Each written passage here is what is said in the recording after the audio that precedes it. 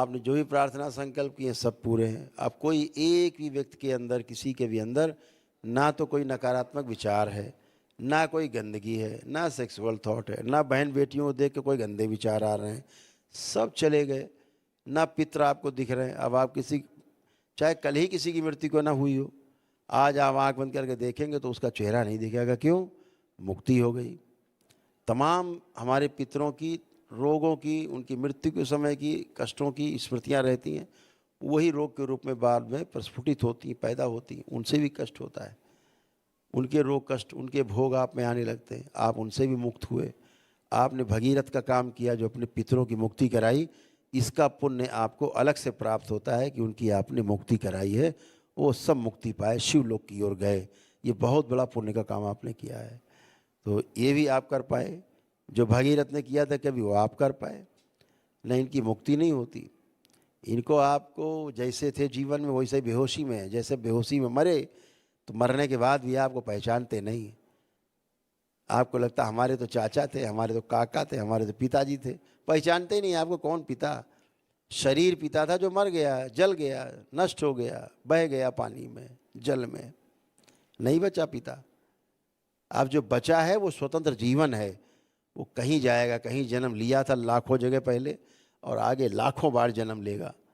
वो आपका पिता नहीं है। पिता जो था वो जल गया, गया गंगा जी में बह गया, समर्पित हो गया सृष्टि को, जहाँ से बना था वो गया। तो उसके प्रति जो मोह था वो भी आप में नष्ट हुआ। तो आप उस जीवन के प्रति मोह जो आता है उससे दूर रहें। वो आपका पिता नहीं है। जो बचा हुआ है वो आपका पिता नहीं है। वो किसी का पिता नहीं, वो किसी का पुत्र नहीं, किसी का संबंधी नहीं। वो स्वतंत्र है। जीवन स्वतंत्र रहना चाहता, स्वतंत्र ही आगे अपने स्मृतियों के आधार पर जन्म लेगा। तो इसको ध्यान रखना है, लेपन करना है। और दरबार में सिद्ध अगियारी रहती है, अपने घर में अतिरिक्त रखें ज़्यादा से ज़्यादा। जब भी मेरे द्वारा कोई अनुष्ठान कराया जाता है लाइव, या मेरे द्वारा कोई किसी प्रकार के संकल्प कराए जाते हैं लाइव, उस समय अपनी सिद्ध अगियारी घर में जरूर जला दें, जरूर करें। वैसे भी सप्ताह में 1-2 बार आपको सिद्ध अगियारी जला ही लेनी चाहिए, हमेशा स्वस्थ और सुंदर बने रहने के लिए, ताकि किसी की गंदगी, किसी की नज़र आप में आई हो वो भी बह जाए, गंदी नज़र से वो भी नष्ट हो जाए। अगर आपके फैक्ट्री, दुकान है, कोई बड़ा संस्थान है जहाँ बहुत से लोगों को रोज़ आना जाना या बहुत लोग एक साथ काम करते हैं, वहाँ तो आपको रोज़ जलाना चाहिए सिद्ध अगियारी अवश्य। क्योंकि सबकी गंदगी, नगियाहों की गंदगी, उनके पितरों की गंदगी उनके साथ होती है। वो चलते जाते हैं, छूटती जाती है।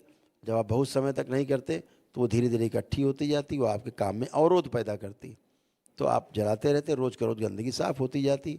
आपका कार्य, आपका व्यापार, आपकी नौकरी तीव्र गति से काम करते हैं आप, कोई अवरोध नहीं होता है। दरबार ने आप सबका आत्मविश्वास बढ़ा के रखा है, आपको भाव दे रखा है हम सब काम अच्छे से कर सकते हैं।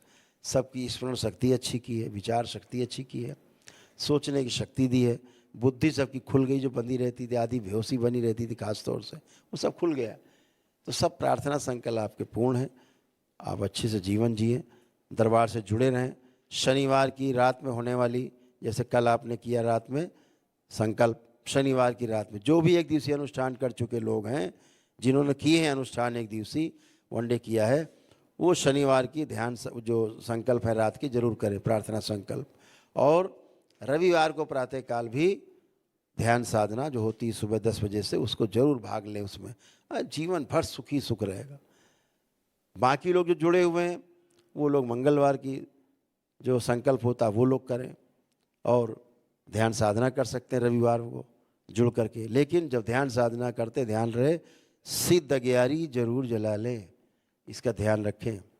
जो नहीं दरबार से जुड़े हैं, ध्यान साधना पहली बार कर रहे हैं या पहली बार जुड़े हैं, सिद्ध अगियारी जरूर जला के करें, नहीं तो उन्हें कष्ट होते हैं। क्योंकि ऊर्जा होती नहीं जो कष्ट बाहर निकाल सके, तो फंसे रहते हैं, तो उन्हें लगेगा कष्ट हो रहा है।